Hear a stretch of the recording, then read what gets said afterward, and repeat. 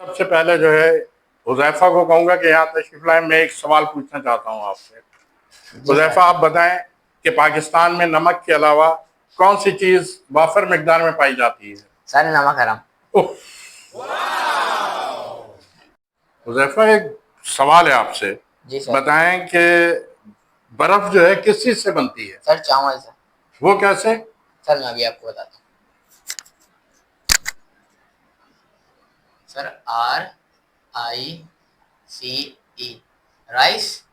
Are रब कर दिया सर आइस।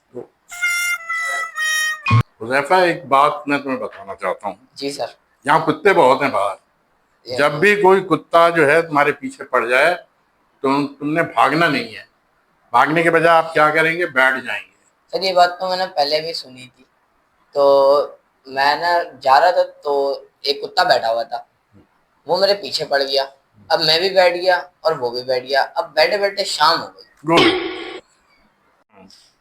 फरकान, बताओ कि दुनिया की झूठी तरीन किताब कौन सी है? मुताले पाकिस्तान। वो कैसे? मुताले पाकिस्तान में लिखा है, पाकिस्तान में गैस के वसीतर ज़खाइफ मौजूद है, लेकिन हमारे घर आज भी गैस नहीं आ रही। हमारे घर का खाना सिलेंडर पे पका है।